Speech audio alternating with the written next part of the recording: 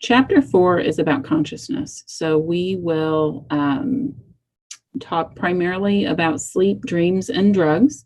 So some of you guys kind of already bumped against the idea of consciousness and how people perceive consciousness when you were discussing on your forum whether or not psychology is a science. And so in our first week, when we were going over the history of psychology a little bit, we dealt with the fact that consciousness is difficult to measure.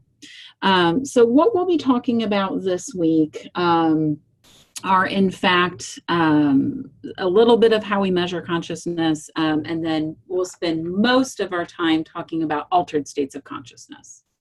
So again, I plan on posting this PowerPoint to our course as a resource. This PowerPoint does differ from the book in a couple of key areas. So when you access the PowerPoint, if you access it outside of this video, please keep in mind that some of the divisions of psychoactive drugs are represented a little differently in this PowerPoint versus your book. In a future video, we'll talk about why that is, but that is a discrepancy that you may run across. Again, on these videos, I'm trying to give you a summary, so we will kind of hop over some of the slides as we go through. So again, for additional detail, please visit your book. So moving right along, it's important to define consciousness. So consciousness is an awareness of what's going on around you and inside your own self. So it is believed by psychologists that your consciousness determines your behavior, includes your thoughts, feelings, and sensations, and your perception of those. So an altered state of consciousness is any shift away from your typical awareness. So altered states of consciousness, when people hear that term, they often think of drug use, but in fact, it's not just illicit drug use that can alter your state of consciousness. Things like the amount of sleep, your nutrition, whether or not you are otherwise healthy, can have a strong bearing in your awareness of what's going on around you. So altered states of consciousness, in this PowerPoint, you will see the link to the video. So I encourage you to follow the video links for this for some additional interaction. Sleep deprivation is maybe one of the most common altered states of consciousness. And I'm willing to bet, as college students doing an online class, that you can in particular sympathize with those that might be sleep deprived. If any of you guys in this class are parents, you can likely identify with times where you've been quite sleep deprived as a parent. So it's important to understand the consequences of sleep deprivation, which we'll cover here in future slides. So I encourage you to check out that video. It's also useful to kind of give a shout back to high school biology class and discuss how we control our sleep-wake cycle. So you may or may not be familiar with the term circadian rhythms. So essentially a circadian rhythm is your body's 24-hour cycle for the patterns it holds. So your circadian rhythm can control your sleep-wake cycle. So for those of you guys that have fairly established routines, you'll likely notice that you start to get tired at about the same time every night. Perhaps even that you wake up at about the same time every morning, whether or not you've set your alarm. For others of us, we notice our rhythms because we're hungry at the same time every day or other things like that. So it turns out that there is a structure in your brain that is responsible in particular for your sleep-wake cycle. So the hypothalamus, and there's a chart here on the page, the hypothalamus is responsible for some of the control of this. So melatonin is actually secreted by your pineal gland, which if you get do a Google image search for pineal gland, it's a tiny little structure. So when your pineal gland secretes melatonin, which is a hormone, we talked about the difference between hormones and neurotransmitters last chapter. So melatonin is a hormone that is secreted by the gland, released into your bloodstream. So an increase in melatonin will make you drowsy. That's why when some people have some mild insomnia or other sleep disruption, they go to Walmart or to Walgreens and they purchase some melatonin capsules capsules and take those. So melatonin, the increase in that makes you feel drowsy. It doesn't necessarily make you stay asleep. And so again, whether or not melatonin will be effective really kind of depends on the issue in particular that you're having with sleep and whether or not there's a secondary condition underlying that. So when daylight breaks, so when you start having daylight kind of coming in through your curtains or through your blinds, you stop secreting the melatonin. And this is important.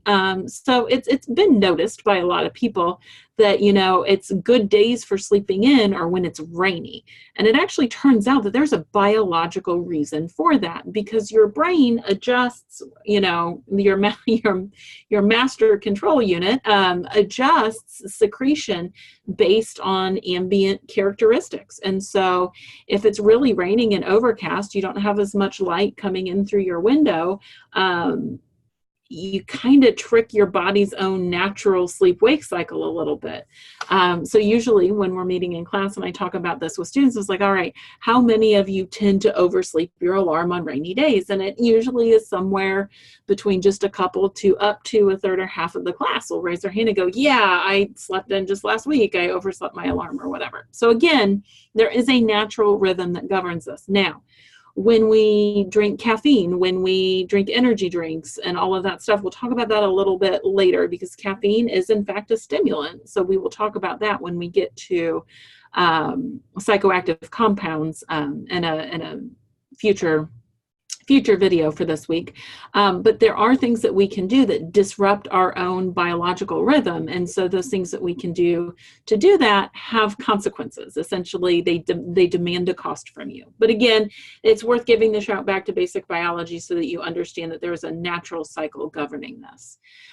So REM sleep, pretty interesting stuff there. There's some stuff in your book about it. Basically, I will leave that to you to look in your book. I do want to take a minute and discuss this particular graphic because this is really important and this has some applications in education. So when you are younger, so you notice newborns sleep close to 16 hours a day. Again, any graphic like this is on average. So you notice that there's a high proportion of REM sleep early on. It's about half and half. Notice as we get older, we require less and less sleep, okay? So, and this is something that you'll talk about again in developmental psychology. So also, as we start to get older, the amount of REM sleep we have drops off.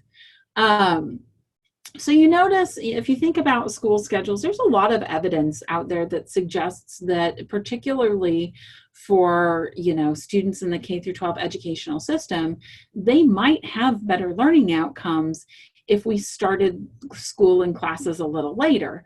Now, why don't we? Well, there's a host of reasons, but a lot of it has to do with the fact that the adults are already up and going to work, right? So if you've got to be at work at 8 and, you've got to have some place for your elementary age kid to be, you can't stay at home with them until 10 a.m. when they'll be most primed for learning. So there's a lot of societal things that kind of govern some of how we just interact on a daily basis. But yeah, we've done studies in psychology and we've determined that if we start school later, kids get more sleep and function better, but yet we're doing the same system kind of like we always have. So we can talk more about that in developmental psychology.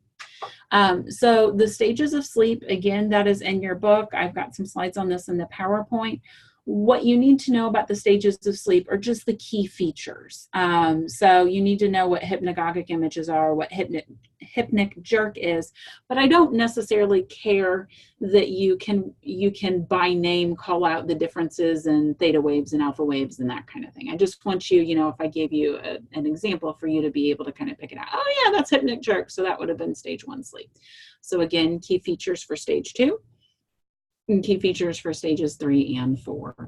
I will go back and say that when I was teaching psychology concurrently, I did have one high school student promise me that because of the stage 4, where growth hormones are released, that he was going to definitely start getting more sleep because he really wanted to be about 4 inches taller before he stopped growing. So never did check back in with him to see how that worked out for him. Okay. So the basic gist of all of this and the stuff that you should have read in your textbook about sleep stages and all that is that we cycle through the different stages of sleep throughout the night. So like if you've got an iPhone and you use the app to give you your ideal wake up time and stuff like that, basically they're kind of playing with this idea here that if you wake up when you're almost awake, right, that it would be a more favorable time to wake up. And so there, Apple is tracking your sleep habits to tell you when the best time to wake up is. And then if you're in the real deep sleep, that you are a whole lot less likely to come out of that in a good way, ready to tackle the day.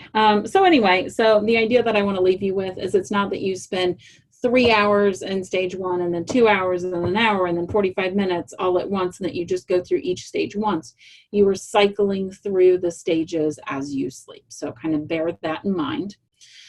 So sleep disorders, I think only 1 or 2 of you for your final project picked any kind of sleep disorder. So there are some interesting sleep disorders they're worth knowing about. So nightmares, REM behavior disorder. And so basically that occurs because your voluntary movement is not inhibited when you're asleep like it's supposed to be. Again, you can read some more about this on your own. Insomnia, which is often thought of as the inability to get to sleep, but it also includes the inability to stay asleep, or you're asleep all night, but your quality of sleep is quite poor.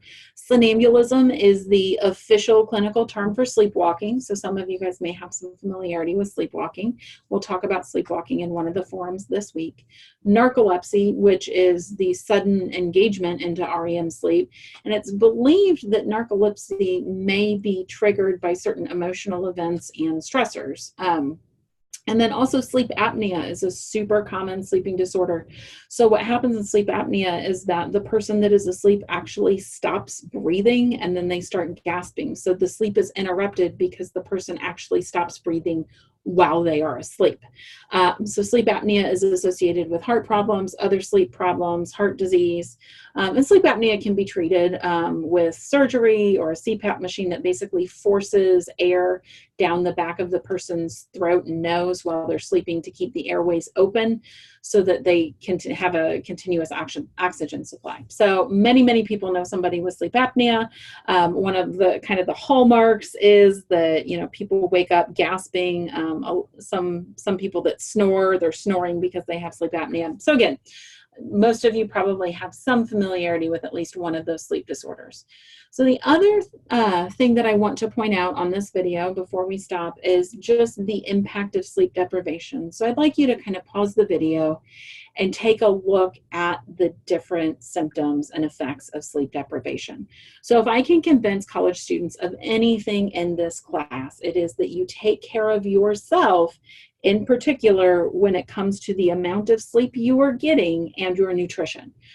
Because the effects of sleep deprivation, if you looked at that and looked at kind of a symptom list for like ADHD or other or a different neurocognitive disorder, there's significant impairments that result as a result of sleep deprivation. And the fact of the matter is that caffeinating does not overcome them. It's a different thing. With caffeine, you fail to be asleep. You are not essentially any more clinically awake and able to focus. So common symptoms: irritability, cognitive impairment, memory lapses, impaired moral judgment, all kinds of results. There's also, if you notice in the other category, growth suppression, risk of obesity, tremors, aches, chronic pain, and sleeplessness. Sleep deprivation can go hand in hand with pain and sleep deprivation. It's kind of a chicken and the egg. Are you not healing because you're not sleeping, or are you not sleeping because you're in so much pain? It's kind of a vicious cycle there. I want to touch very briefly on dreams and dreaming. Sigmund Freud wrote a book called The Interpretation of Dreams in 1900. It was maybe one of the primary catalysts for the psychology becoming I would say interesting, but maybe well known among common man is a better way to say it. So the interpretation of dreams basically was kind of supposed to be a guidebook for what the different meanings for certain things appearing in dreams are. Some of you guys may have dreams that are just really fantastical, that don't appear to have any connection to modern life. Other people have dreams, and you guys have pattern dreams, and you're like, oh yeah, I have this dream every time I'm stressed out, or every time school starts, or something like that. Dream interpretation as a clinical practice is very sticky and subject to a lot of potential bias and other things. Now, again, I'm bringing up Sigmund Freud here. Again, he believed that problems stem from unresolved conflicts in childhood. So his interest in dreams was kind of a natural corollary to that, because he believed that those unresolved conflicts were stored in the unconscious mind. So what better way to get at what is going on in your unconscious mind than by studying dreams? So if you feel that behavior problems in adulthood are a result of early traumas that may have been suppressed or repressed, then clinically you may believe that the study of a person's dreams may reveal insight. And that's basically his standpoint on this view, is that the study of dreams might reveal conflicts, events, and desires of the past, which may help in a clinical setting. Largely, dream interpretation has just, kind of become kind of a facet that people talk about from kind of an armchair psychology perspective. I don't know that it really is taken very seriously clinically anymore. But again, it's part of the history of psychology. So I would also encourage you to check out these links in the PowerPoint, because they kind of discuss dreaming and that kind of thing. So when Freud was talking about dreams, he believed that there was the manifest content, what the dream was actually about. Well, the dream was about, I got lost in the woods and chased by a bear. Okay, so that's the manifest content. That's what actually happened. But the latent content, he believed, was the meaning of the dream. So what significance did me being lost in the woods have? Was it significant that I was chased, or chased by a bear in particular? So again, the latent content is really where Freud as a practitioner was interested and seeing how that revealed what was going on with the unconscious. Again, I encourage you to check out these links. So the last thing to talk about related to dreaming is what purpose dreaming serves. So if you want an argument in psychology, you just ask about the purpose of dreams. So there's a few different theories about why dreaming occurs and what its job is. I'll let you read over those in the book. I'm going to stop recording this video here. The next video is going to be about psychoactive drugs. So I encourage you to tune into that. Again, this is a PowerPoint that I will link to in our course. If you cannot find it under the Week 4 tab, please check for it in handouts.